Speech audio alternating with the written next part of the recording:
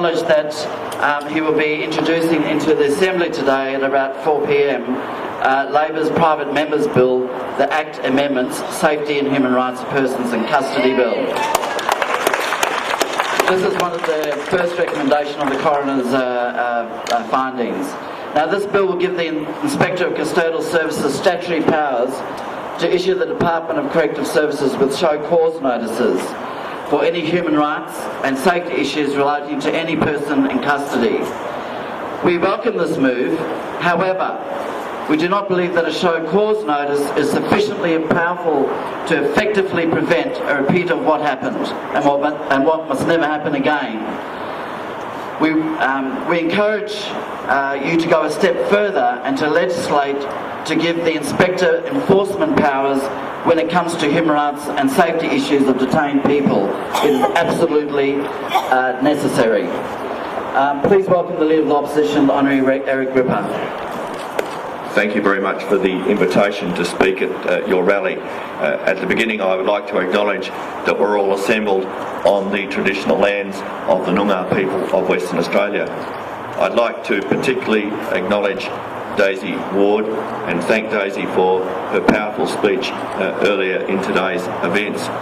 It was one of my proudest moments in public life to be the Minister responsible for native title and to be present when the Federal Court determined exclusive possession native title for the Nunajara people, the largest ever native title settlement in Western Australia, negotiated by the Gallop government, and I was very pleased to be with Daisy Ward and her people at that ceremony. But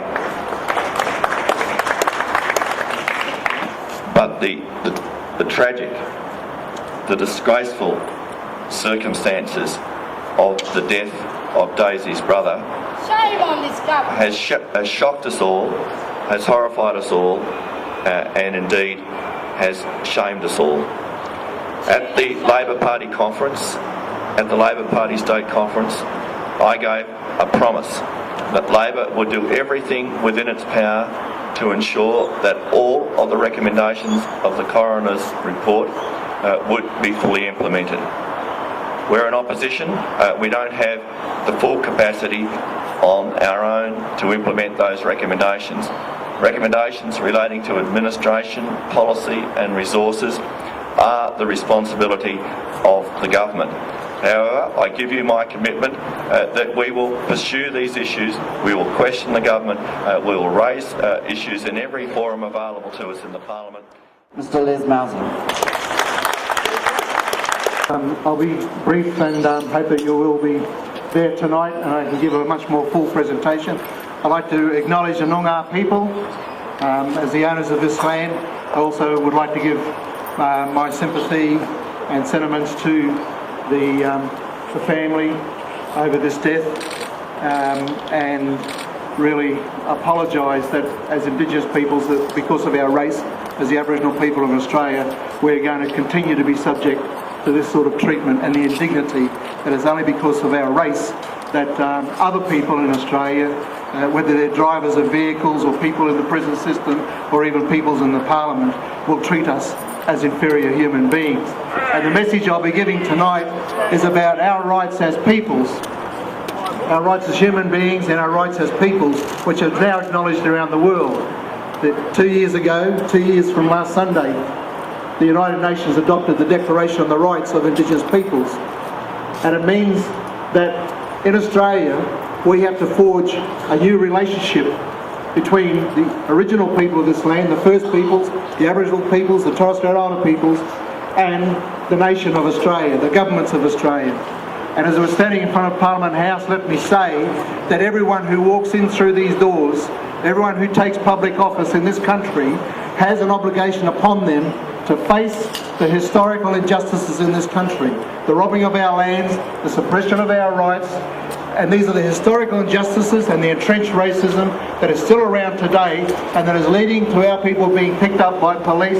It's leading to our people dying in other situations. It's leading to the vulnerabilities and the disadvantages that we're facing in this country. And until you get down to the fundamentals, Until you get down to dealing with these historical injustices and these entrenched racisms, we're still going to have the same results. We're still going to have deaths in custody. We're still going to have high rates of imprisonment. We're still going to have our communities being attacked because of alcohol by the police and by the armies and so on. So the fundamental changes have to occur. It's time for Australia to wake up to itself. Thank you.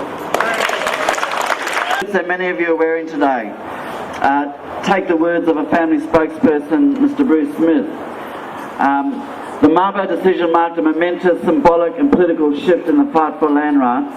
Let us ensure that the one who's not with us today will always be remembered as the turning point in the fight against institutionalised racism in our so-called justice system and society.